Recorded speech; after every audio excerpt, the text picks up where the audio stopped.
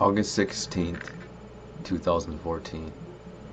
Medication efficacy for an individual with schizophrenia and bipolar disorder. When I wake up in the morning, my sensory responses and my bodily functions seem to respond with too much hypersensitivity. It explains why I sleep at such long hours and wake at such late hours, because the moment I try to wake up at an earlier count, I am back to resting on the pillow. I can barely breathe at times. For the most part, my ears pick up on the sound of metal cans clacking, but the ferocity of the noise sounds as though it is at a dangerously high decibel. I'm queasy at times as well too, especially when I wake up, just a little too groggy for my liking. I want to get up and do something, but that seems too grotesque for me. Eating is such an example. Even laughing is another that I seem to have lost. Too much of it only hurts the damaged brain that my decapitated personality can take. I lost a lot of who I was, the joy, the pleasures in life that I used to respond to so well, but I can't help it. You see, I'm also pushing hard for stability. I currently take 80 milligrams of Latuda, 1200 milligrams of Lithium, 25 milligrams of Metaprolol, and 1 milligram of Clonazapam. I don't know what is occurring. I feel so much better with a reduction of lithium, as I missed a dose on accident one time, to only find out without that extra dosage I was left feeling like a gummy pile of garbage. It is quaint, really is. Well, at least I used to believe I had something quaint in me. Now it feels like rubbish, but supposedly it is doing me some good. I'm getting volunteer hours in between 15 and 20 hours within the last 2 weeks, plus payment for $15 an hour, helping to renovate my grandparents' home. I'm sad to see that my long 10 to 12 hours of sleep is going to affect me from obtaining any jobs that would grant me the greatest access to the jobs with the most potential. Most jobs ask you to start work from 5 a.m. to 8 a.m., and after tracking my time, I barely get myself awake at 9 a.m. on most days. On average, sleep time is 9:45 p.m., and average wake time is 10 a.m., give and take. Oh yes, and about eating. I have lost 24.6 pounds because my body can no longer salvage a taste for great home-cooked meals. I don't know why. I'm just not hungry, or I just feel too guilty to eat, so thus I don't eat. I used to weigh 148 pounds, but now I weigh 123.4 pounds. And I'll show you quickly.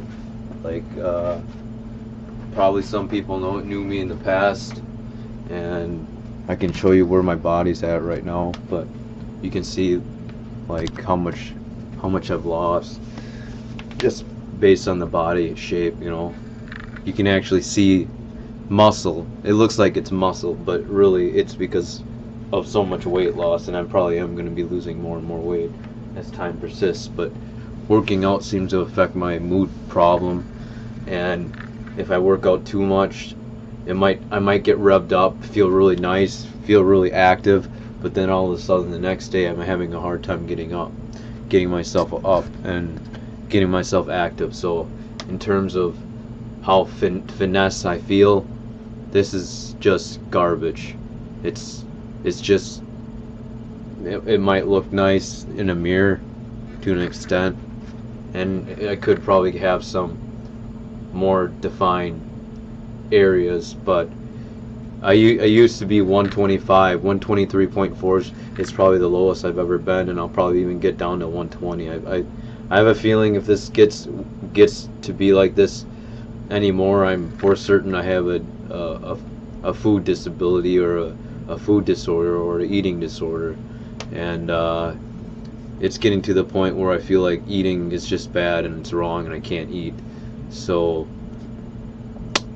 and I don't know how to do that with eating without getting all revved up and angry and aggravated that I had to work first, and I got to work for my food, etc., etc. I get disability food too, and I sometimes have a hard time eating the meals that I'm given there, because even as my ARNS worker, my social worker, said to me that you got to quit thinking on the negative. You got to think more on the positive, that you need to eat so you can work. if you're not eating at all, then how are you going to get to work? You know, I missed going to Walmart one day because I just felt too shitty to go in because I just felt way too much at a bipolar low, and I definitely did not feel good. You know, you can tell that I've lost a lot of muscle mass, especially in the bicep and tricep area, as well as the whole entire cage has got lost. But you know, you can definitely see a change. It's nowhere near the shape that I had in 2010, where it was at UPS. That's when everything was like defined as hell. But that to me was also unhealthy, I felt, because I wasn't making gains in any of the arms. So, but anyway, I want to get back to my story, because this is not, my whole idea is not to show off in the shapely figure of my disfigured body of what has happened due to the schizophrenia and bipolar problems and the eating disorder. And because I literally felt like I was eating my dad. I felt like cutting things was like cutting dad. I felt all this and that was everything related to my dad, and it ended up negative because, hell, if you feel like he had a pulmonary embolism, which he did, and there's a really strong survival, he could have died, of course you're going to feel like threatened. Of course you're going to feel like something went wrong.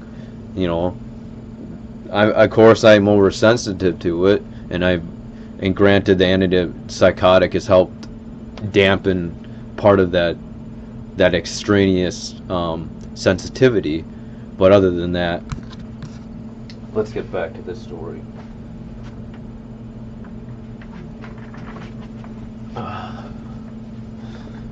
Alright.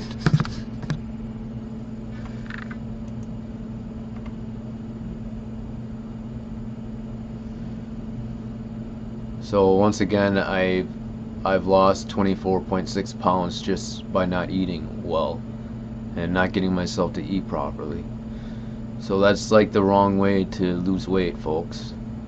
And I don't want to consider it an eating disorder, but I feel something's wrong, that it's still affecting me up to this day. And it might be because I'm poor and now I feel the anguish of poverty, but at the same time I'm gonna have to deal with it. I feel volunteering has gave me some purpose, but even up to this day, with the dual diagnosis of schizophrenia and bipolar disorder, things have gotten increasingly more difficult to deal with. People would consider this schizoaffective disorder, but my current psychiatrist hasn't placed that label on me yet. Her worry was strictly the psychosis that I was experiencing, which was literally eating from a can of and stabbing it with a can, trying to eat it, feeding a beer can rice, dried up rice, eating with rabbits, like picking at food, trying to get yourself to eat because it got that bad.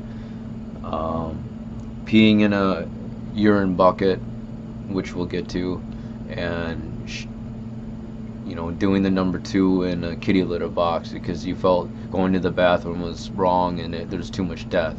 Death was everywhere. It was life, death, and this whole game of life became about life and death, not game of life, but game of life and death. So I don't think I am happy with it. Without further ado, it is the direction my body is pacing at. I cannot be that person to get out, have many friends, meanwhile have a lackluster stable life with a stable job. While at the same time, I can also be that person where I'm more manic and more promiscuous when I don't give a shit about stability, just a good time and good fun. But I know if I don't take my life more seriously, it is going to bite me just as bad as it bit me when Dad had a pulmonary embolism and almost died. I hope it pays off in the end with whatever choices I may do, because my father isn't going to be here forever to pave my ways like he always did, or to watch over us like he always did, pay bills, go and get food such as at Walmart, get oil changed on the vehicles, look over the mail, and so forth. In essence of this all, I'm struggling just to do the basics. I mean, my basics was using a kitty litter box for a while and a funnel urine bottle to pee in. Thank you.